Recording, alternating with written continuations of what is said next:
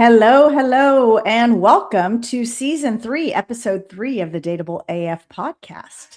Today, we are going to be talking about shame and defensiveness in relationships and why you might feel accused when no one is even accusing you. I feel shame for y'all because y'all lost to me so bad in dominoes last night. Ooh, I that feel was shame for y'all on our behalf. on It your was a rough behalf. it was a rough game, y'all.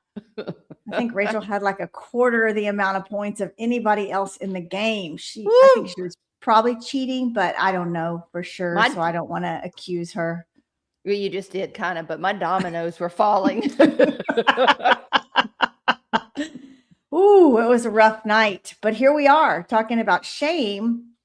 So if you have ever experienced the fear that grips your heart, if somebody says, "Hey, can we talk?" And what your nervous system hears is, "Oh, you screwed something up, you're in trouble." I think that sometimes what someone says to us and how shame might translate that for us are two different things. And so on today's episode, we don't want to talk about who's right. We want to talk about why sometimes information that's neutral can feel like an attack. So shame doesn't say you made a mistake. Shame is something that says you are the mistake. Don't you think that what goes hand in hand with this too is if you consider yourself a perfectionist? A lot of times, I think that those things can easily be connected. I think you're absolutely right that if you are a perfectionist and someone calls out something that was imperfect on your part, that sometimes you take that as a personal failing. It's not that you did something wrong, it's that you are bad. Well, I'm just going to dive right into this Yeah. conversation that those things like perfection, those things can come from the very early years. And if you feel a sense of needing to be perfect, oftentimes I find that I have a couple of very important people in my life that are perfectionists that do feel shame. And because they were given a signal in their very early years that if they got something wrong, that there was something fundamentally wrong with them. And Yeah, as a kid, can you imagine? I mean, because as kids, we screw shit up all the time. absolutely. Yeah. And it depends, like if the message that you got from your family of origin was, "Oh, you made a mistake, it's okay, let's figure out how to fix it." That's one thing, but like you're talking about, if the message you got was you made a mistake, therefore something is inherently wrong with you, man, that's a hard one to get over. And this is really informing relationships, both friendships, dating relationships, any kind of relationship. This is a part of it's a good reason to spend time getting to know somebody and really listening to them because I I grew up where we just kind of were expected to make some mistakes, I guess. You know, uh I don't know. Anyway, I didn't mind making them.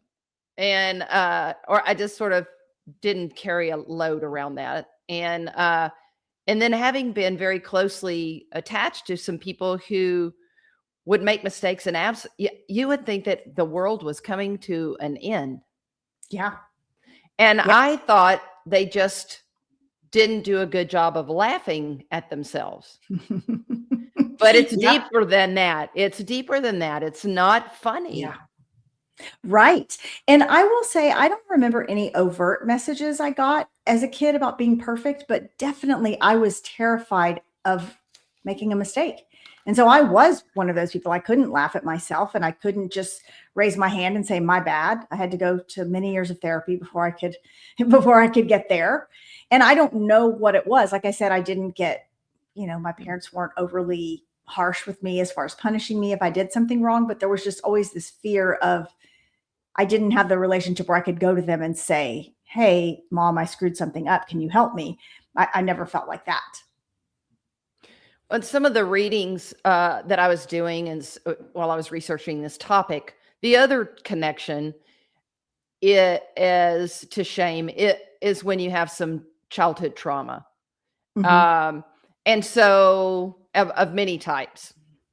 And I also think that maybe that trauma could be where things are so tense that you're trying to disappear, like you're trying to become wallpaper, that you really don't want to be seen. And if you are, you're terrified that you're going to do the wrong thing that's going to draw attention to you in the wrong way. Yeah, I think that's absolutely true, that you're just trying to fly under the radar and a mistake calls attention to you.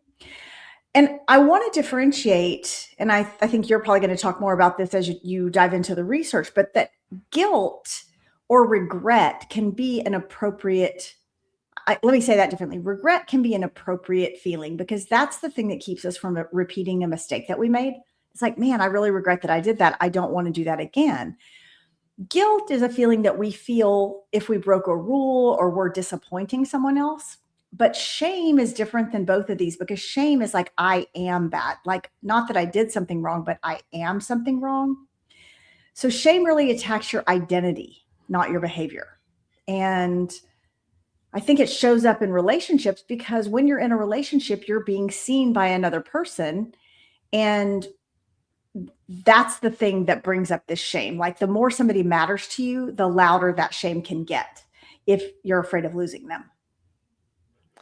I do think it's a common mix-up of terms.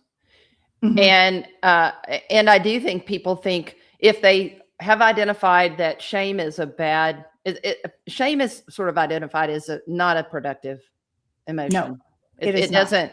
It's a self-punishing emotion.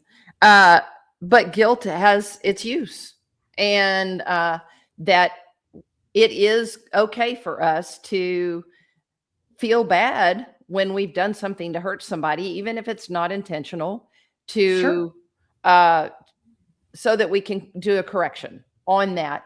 But that's a situation. It's not a statement on who you are as your a character, person. right? And, Yes. right. And I've seen people push back and get those things very tangled up where they don't want either of them. Like, no, you fucked that up. You did that wrong. You need to apologize for that. Well, I only did that because exactly. We're not trying to let you out of that shit right there. You need to own it. You got to own it. Exactly. Hopefully owning it without feeling a bunch of shame. Defensiveness actually shows up as like a nervous system move. It's not a character flaw, but I do think it's a learned behavior. And I think it's triggered by something that happens in our nervous systems when we feel like we need to protect ourselves or we need to defend our identity. It's kind of an emotional armor that people put up, but it is not productive. One of the pieces that I did pull up in the research that was really just shows you the degree to which people hold on to, or how serious this is for people that actually experience a lot of shame. It was a research study. For those of you in our audience that don't know, most people do. Brene Brown is, like the guru-ess of shame. Shame vulnerability research. Yes. Yeah. I mean, she's very well known. This was actually a study that she found in some of her research. So it's by a different researcher that she respects a lot. And it was interesting because there was participants, they did, what they were looking at was they were paying these people to participate to respond to some verbiage. And it was about, it was a shame study. And they had a choice of, first they got paid. The more honest they were, the more willing they were to own something, then the more money they got from the researchers, right? So the one study had them talking about how often they had cheated on something. Like on a test or a test? Okay. Just anything, but cheated on, and these are college kids. Okay. And they earned the most money there. They were willing to own it. Then they took the same group through and asked them to identify themselves in certain ways as cheaters. Mm. And they even for the money weren't willing. And yeah. And so yeah, I feel like it was a really interesting distinction because that's language, right? But it is a definition of the difference between having cheated and being identified as a cheater, which is a fundamental character flaw, right? Yeah. It's the difference between behavior and identity, exactly what we were talking about. So they could identify I behave badly, but they didn't want to identify themselves with that character flaw, like you said. I that seems really positive. It is that these positive. People weren't carrying a lot of shame because they were saying, yeah, I did this bad thing, but I'm not a bad person. Yes. And or they were definitely unwilling to, but it is good because it exemplifies you identifying yourself as someone who has cheated, but that you are not fundamentally a cheater. Now, there are some people out there that are fundamental cheaters. Yes, that's true. That is true. So if you're someone who feels that sense of shame, or maybe you feel scared that you are a cheater or that you are this bad thing, do you think that's more likely to bring up defensive behaviors? Oh, yeah. Absolutely. Because you think about it, that's really hard to hold. Nobody wants just like these, like nobody wants that. Yeah. And I think you very quickly, you're going to have a defensive reaction if you think that somebody is defining your character in that way. Yes, I think that's right. And I want to get into this more today about what happens when that defensiveness kicks in, and maybe what makes people automatically feel accused when they're not being accused. I mean, I've talked about this before with Joe, that she's worked on this a lot and gotten so much better, but that her family automatically jumps to defending themselves even when no one's attacking them. And the example I know I've given before on the podcast is that if I ask her if she knows where something is, like, hey, do you know where the mustard is in the fridge? And she'll be like, I didn't take it. It's like, girl,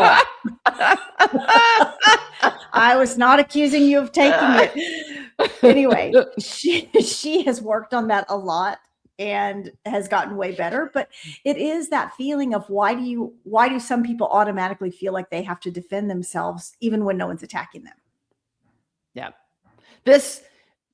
I'm going to do another kind of connection to dating, is that this is something that if you are dating someone, you should pay attention. You can spot it if you're paying attention.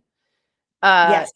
That if you get these sort of very knee-jerk reactions to something that you feel like was sort of a simple, like that, have you seen my keys? I don't ever touch your keys.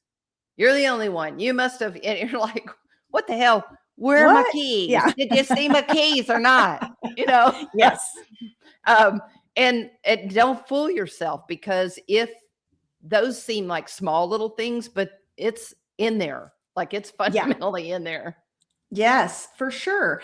And I think those behaviors show up in some different ways. One of them is sort of counterattacking, like you said, you must have put them somewhere, or explaining or justifying themselves. Sometimes people withdraw when they get defensive, that they're going to just shut down, or they get sarcastic with you.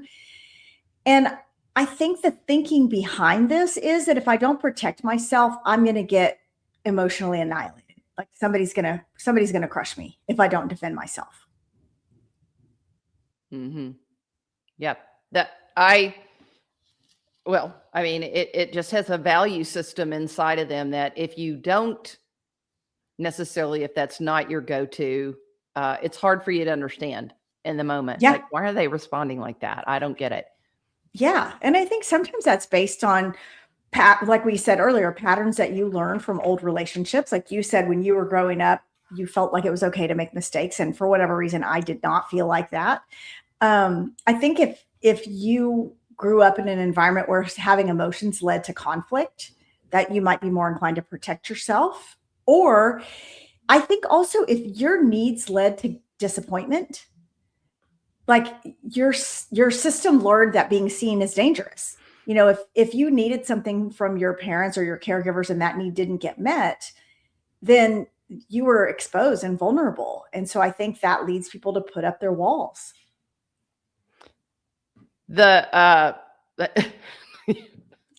You know, I've often said, because again, I have spent some time around some people in my life who are extremely smart and they get a lot of things right.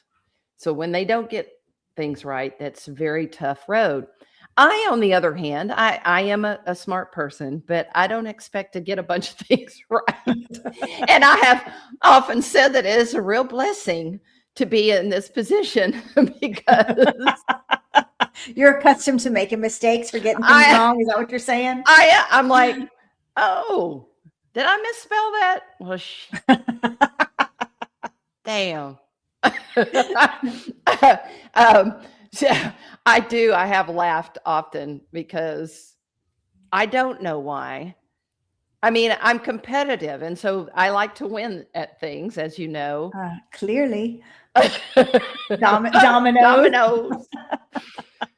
But I don't, I sort of look at that stuff and I'm like, I don't know. I'm kind of like, whatever. When I just respond to your text message with a bunch of question marks, which means I didn't understand anything you just said.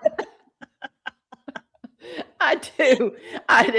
But on a serious, a flip side of that, since I tend to on this show be the one to like show my underwear, show my really dirty laundry out here, is that I will use myself as an example of something that is like me learning about the shame in my life.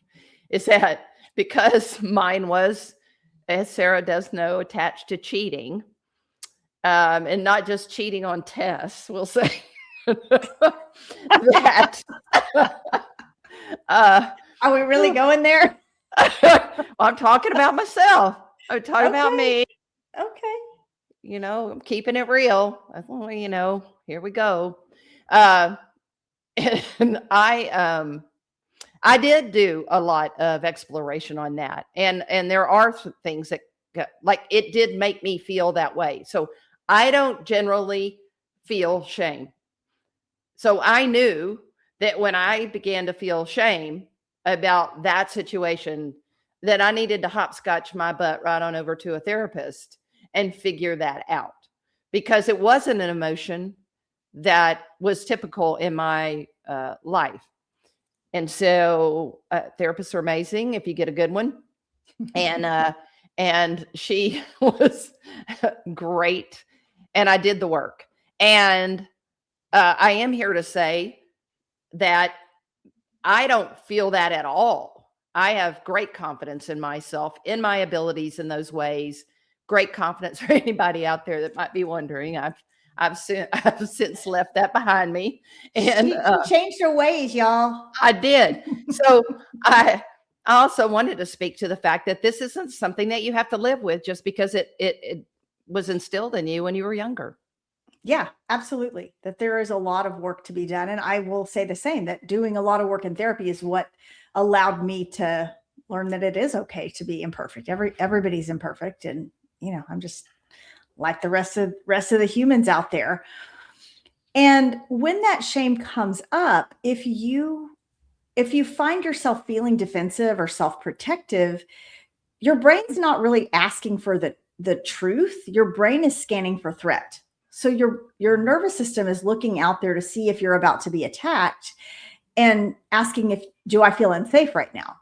And I think that what happens with shame is that it kind of shuts everything down. And so instead of being able to say like, oh man, I felt hurt when this person said this, the shame turns it into a defensive move, or even sometimes an attack. Like, oh, this is, you know, this person's attacking me, or, you know, yeah, I'm a bad person, therefore this person's attacking me. And shame just shuts the whole system down. It's not helpful.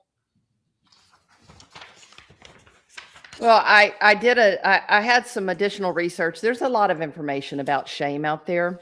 Yes. And so I also wanted to bring in this other kind of really cool study related to some evidence-based ways of overcoming shame. Okay. So there was a study done, it was in 2023 actually, that was part of Harvard Medical School. And they took a sample size of 68 college students, and what they did was I think, did a survey scale, a shame scale, which for those of you that are not in the research world, there are certain scales that we can use out there that are evidence-based, that grounded in evidence, and they've been tested. And so there are several shame scales, but anyway, this one, and they pulled 68 students that had scored really high in the category of shame on that scale. So meaning that they carried a lot of shame. And what they did was they took the group and they divided them in half. And so they had a treatment group, and then they had a comparison group. In our world, that's half of them get the treatment to reduce shame and half of them get nothing. And so the activity was that they took them through some exercises on how to write letters to themselves. And the letters were using 3 prompts of common humanity. So thinking about whatever it was that was bringing them shame, and how it happens to other people. People make mistakes, identifying in the world that they are not the only person doing these things. And then self-kindness. So sort of like you would, if you were writing a letter to your friend and they were pouring their heart out about this, what would you say to them? Like, hey, girl, you got to forgive yourself about that. And then the other would be mindfulness. And that's more like sort of observing, let's say, your shame and watching it trickle down a stream like a leaf or something, just letting it go. So you're kind of really visualizing that. And so they taught them how to write this letter. They spent 30 minutes a day, and I couldn't find how long the study lasted. I don't think it was super long, but they wrote a letter to themselves 30 minutes a day over a period of time. And then they let a month pass at the end of the study, and they went back. They saw the subjects' gains on the shame scale were great. Like they made medium to really significant effects difference on the shame scale. And in the research world, that's anything from medium to shame. high. So the shame was reduced. Yes. Scored lower on the scale after writing the letters. Got it. They did. That makes sense. Okay. We call that, significant impact is hard to get in research. But anyway, the end of the day, they went back and they tested that group again a month later, and they held their results pretty significantly. So this letter writing was seen as an actual successful evidence-based tool now to potentially be used to help people who are dealing with a lot of shame. Yeah, that sounds great. So I guess that's one thing we could encourage our listeners to do, is write themselves a letter, being compassionate and comparing themselves to how other people might handle a similar situation. Yeah. Yeah. I mean, to me, I'm thinking think about when your friends are pouring their heart out to you and they feel so bad about something they've done. And we typically, first thing we do is say, hey, maybe you need to apologize, but don't beat yourself up about it. Right. Yeah. And so using that same compassion with ourselves about it. Yeah. Is a good idea. Yeah. So if you haven't done that yet, and you're still feeling defensive, let's talk about how that defensiveness can really kind of wreck communication with the people in your life. And it's funny, I see this a lot in my therapy office, that one of the ways this shows up predominantly is people argue about tone instead of impact. So instead of saying, wow, that really hurt my feelings, they'll say, well, you were speaking to me in a disrespectful tone, or you sounded really snippy, instead of saying, wow, that hurt my feelings. This is how your behavior impacted me. The other thing kind of along those same lines is that people want to litigate facts. Oh my God, this is just so exhausting. They'll be like, well, you said it was 7:30 and it wasn't 7:30, it was 7:28. And you're like, oh my Oh, God. no, no, God, Yes. poke my Listen, I mean, eyes pay out. attention. You will hear this happening a lot. Or if you see people in an argument, you will see this happening a lot, that they want to get into the tiniest details about the facts when really that is not what matters. What matters is that you did something that hurt my feelings. And because I can defend myself about the facts all day long. No, that's not what happened. This other thing is what happened. Well, none of that matters. What matters is that somebody's feelings got hurt. But when people get defensive, they stop listening. And even if the person they're in the argument with is making some kind of bid for connection or bid for repair, they're not having it because their defenses are up and they are still trying to be right. They're still trying to litigate those facts. And what you got to realize is that you're trying to not feel bad. And at the end of the day, you staying in that defensive place is just going to continue to make you feel bad. It's going to make things worse. And so it's better to kind of drop your defenses and soften up a little bit. Have you ever heard anyone? Oh, it's litigating the facts makes me insane. It makes me crazy. And have you ever heard someone, when you approach them about something in a global way, like, hey, I feel like that you're texting me 10 times a day and it feels like a little much. I only texted you 8 times yesterday. Or I didn't text you today yet. I'm like, I don't know what to do with that. Right. I'm trying to have a bigger conversation with you here. But see, that is a perfect example of defensiveness. Like, but I was being nice. Yeah. Oh, it kills me. Kills me. Yes. So let's talk about what people can do instead of getting defensive. Like, what actually helps when this comes up? I can tell you what doesn't work. Like telling someone just stop being defensive. Does not work. It doesn't. No, it's like telling someone to calm down. That's always very effective. Oh, that's good. Calm down. Oh, okay. I never thought of that. Yep. And like trying to force someone to be vulnerable when they're feeling defensive, also it's not going to work because they're scared. And, trying to win an argument with someone who's on the defensive, those things are just never going to work. So let's talk about what can work. And one of the things is if you're the person feeling defensive, just name out loud what's happening. Like, I notice I'm feeling accused, even though you're not accusing me of anything.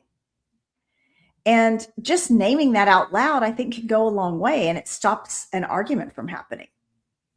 Yeah, that's, and then separating identity from behavior. Yeah. Yes. Like, I am not a bad person. Even if I did something that wasn't great, that's not my identity. Like you said, I might have cheated on this test, but I am not a cheater. And if somebody is approaching you when you're in the middle of this and somebody is approaching you with that sort of character assassination language, you need to pay attention to that. Oh, yes, absolutely. Yes. I think willingness to stay present with discomfort. So rather than just automatically jumping to your own defense, if you can just sit with the idea that this feels uncomfortable, like, wow, I think, maybe this person's accusing me of taking their keys and that feels uncomfortable. Then I think you'll eventually come around to like, the mustard. They're not accusing you of stealing the mustard, actually. Okay. They just want to make a sandwich. Yes. And if you're unclear, you can ask the other person what they actually meant. Because just because you're uncomfortable doesn't mean you're in danger. And that may take a little while to rewire your nervous system to believing that. But if you're in a basically safe relationship, you can eventually get to the place where you realize that you're not in danger. Don't you think? I think part of the reason that this is actually sort of hard in when you're trying to be in a relationship with someone is because both things are sort of triggering, right? The person who's has some deep shame issues, they're going to be triggered really quickly. And then I find that their trigger, because it seems inane, right? It seems crazy, like triggers me. Then Yes. what the hell? Then everybody's triggering everybody and it's a shit show. It is. So I do think that this is one of those times where it's great to take a deep breath. I like these suggestions that take a deep breath, step back and think about the next thing you're going to say. Because that language that you use can be so crucial to this thing moving in a positive direction or a negative direction. Absolutely. Absolutely. Well, let's talk about what takeaways we want our listeners to get from this episode. I think the first one that I want to really emphasize is that just because you're feeling accused about something doesn't mean someone is blaming you. So try to pause and listen to whether that person is actually accusing you of something or if you could be misinterpreting that. And defensiveness, it's a sign of shame, but not evil. It's not a sign of evil, people. It's not the demons and the devil. That's a good one for sure. And kind of on this note of feeling like a bad person or feeling worthy, that you don't have to prove that you're good in order to be loved or to be lovable. So let go of this idea that you have to be perfect. And repair starts when you can stay open instead of armored. And that really does get back to a lot of the root of what we talk about in our podcast is staying open to emotional depth and connection. And that comes with a lot of exposure. And so we are talking about these things that can be very tender as you do that. Yes, absolutely. If you want to talk to your partner, your sister, your friend about this idea of shame and defensiveness, here's a question that you can start with and ask someone you trust. Like, where do you notice yourself getting defensive? And maybe where do other people notice you getting defensive? Even in relationships where you really care about the person. So just invite that feedback and be willing to give the other person some feedback about that and just see where that conversation takes you.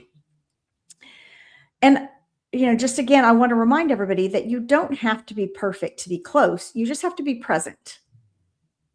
So thank God you don't have to be perfect, because I would be, I would be in a very bad way. We'd all be in big trouble if that were the case. Well, listeners, as always, we want to hear your feedback. We want to hear your comments. What did you think about this episode? Where do you notice shame or defensiveness coming up in your life? And what have you done about it? Please send us an email. We would love to hear from you. Our email address is info@dateableaf.com. You can also follow us on Instagram or message us on Instagram. We are @dateableaf. And as always, we want to thank you for listening to the Dateable AF podcast, where we help you find your happy ending. And remember, be bold, be kind, and for the love of self-respect, don't text your ex. Stay dateable. AF.